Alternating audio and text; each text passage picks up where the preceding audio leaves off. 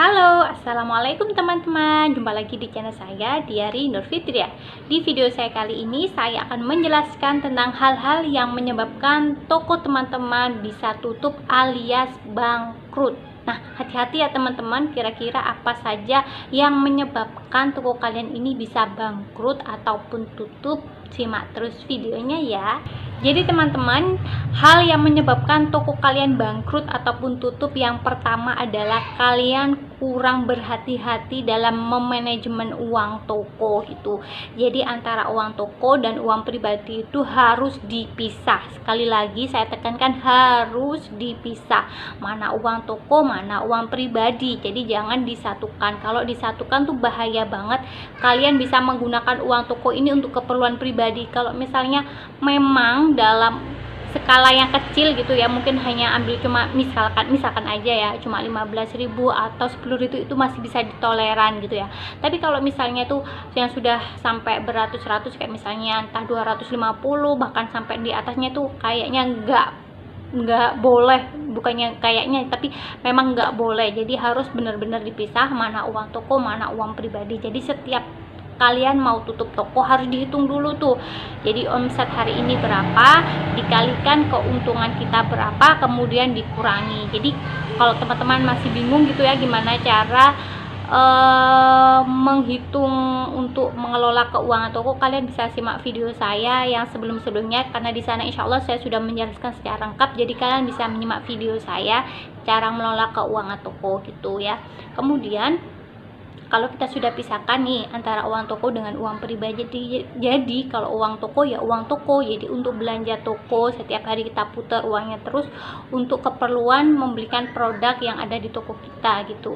Kemudian kalau uang pribadi ya uang pribadi kita, jadi itu memang hasil jerih payah dari seharian kita berjualan, yaitu keuntungannya untuk kita.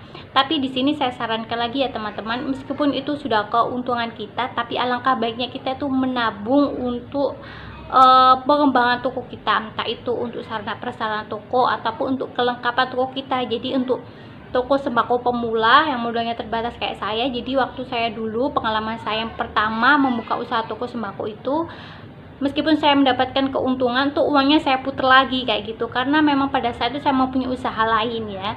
Jadi uangnya saya putar lagi tuh untuk toko lagi. Jadi insya Allah perkembangannya tuh sangat signifikan. Jadi cuma beberapa bulan ya, dalam hitungan beberapa bulan tuh alhamdulillah tokonya udah harganya semi grosir semua gitu.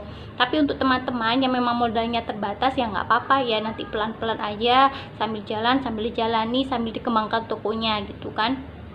Jadi uangnya itu harus benar-benar dipisah. Kalau uang toko ya uang toko, kalau uang pribadi ya uang pribadi.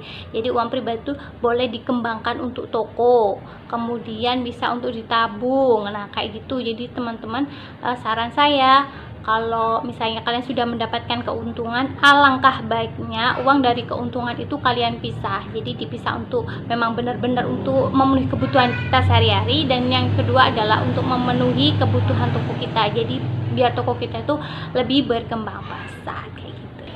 Penyebab yang kedua adalah kita mengambil barang toko itu tanpa perhitungan. Kayak misalnya sekarang kita butuh beras, di rumah kita habis, kemudian langsung aja kita ambil 5 kilo misalkan aja seperti itu.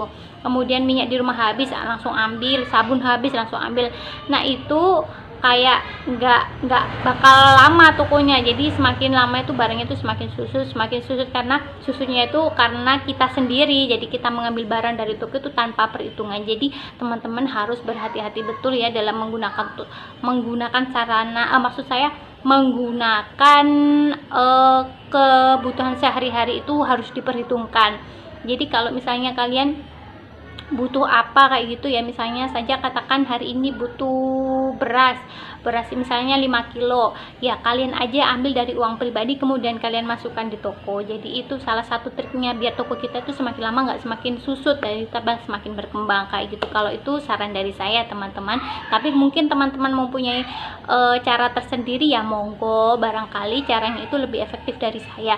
Tapi alangkah baiknya juga harus berhati-hati betul, jangan sampai toko kita itu yang kita bangun bener-bener dari nol tuh tambah lama tuh bukannya tambah berkembang tapi tanpa susut. Jadi saya sarankan lagi, saya tekankan lagi, yang nomor 2 adalah berhati-hati dalam menggunakan barang-barang yang ada di toko. Jadi jangan menggunakan seenaknya, kita perhitungkan lagi kayak gitu ya.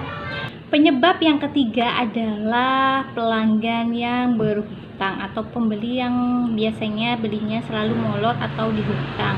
Jadi teman-teman, tanpa kita sadari bahwa kebiasaan pelanggan atau pembeli yang suka berhutang ini menimbulkan dampak yang negatif untuk keberlangsungan toko kita.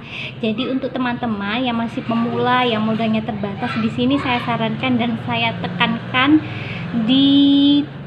tiadakan untuk masalah hutang berhutang di toko teman-teman, karena ketika saya waktu baru buka gitu ya, kebiasaan pelanggan kalau dari awal sudah kalian memperbolehkan untuk berhutang tuh nanti lama-lama itu nanti dari mulut ke mulut pasti ngomong di sana tokonya bisa dihutang. Nanti kebiasaan mereka itu akan belinya itu mau ada uang mau ada gak ada uang, pasti nantinya beli di toko misalnya A gitu ya, katakan seperti itu, nanti pasti mereka itu kebiasaan suka berhutang gitu.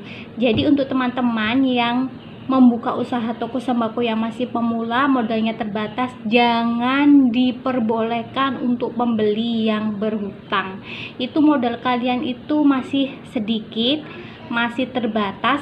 Lebih baik kita gunakan untuk putaran modal lagi, biar belanja lagi, biar toko kita itu semakin berkembang, semakin maju. Jadi untuk teman-teman apabila menemukan pembeli yang suka berhutang, dalam tanda kutip ya, itu kalian bisa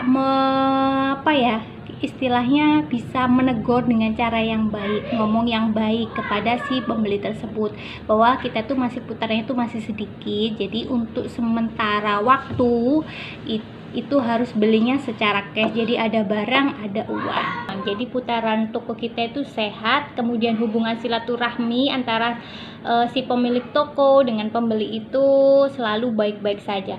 Kalau misalkan ada seseorang yang misalnya ada hutang dengan kita, kemudian kalau mereka tidak ada itikat baik ketika mereka mempunyai hutang dengan kita, itu nanti berakibat tuh negatif ya, karena ini memang pengalaman saya pribadi. Jadi tanpa kita sadari mereka itu kalau ada kita misalnya membuang muka, kemudian mereka tanpa menegur kita atau menyapa kita ya, kalau yang dulu sukanya kayak ngomong tante baru buka ya gini atau gimana basa-basi. Nah setelah ada hutang dengan kita tuh mereka akhirnya jadinya diam, kemudian kalau ada kita memalingkan wajah dan lain sebagainya. Jadi di sini benar-benar saya sarankan kepada teman-teman bahwa yang membuka usaha toko sembako pemula maupun yang sudah kawakan ya, menurut saya pribadi sebaiknya dilarang untuk hutang berhutang, karena itu dampaknya sangat kompleks, sangat tidak baik untuk keberlangsungan toko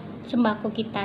Nah teman-teman, itu dia 3 hal yang menyebabkan toko tutup atau bangkrut tanpa disadari atau tanpa kita sadari. Naudzubillahi min dzalik, semoga toko kita itu semakin lancar, semakin berkah, kemudian membawa dampak yang baik untuk lingkungan sekitar. Jadi mereka tidak jauh-jauh belanja ke pasar, ke minimarket dan lain sebagainya, karena ada usaha kita yang berada di tengah-tengah mereka semua.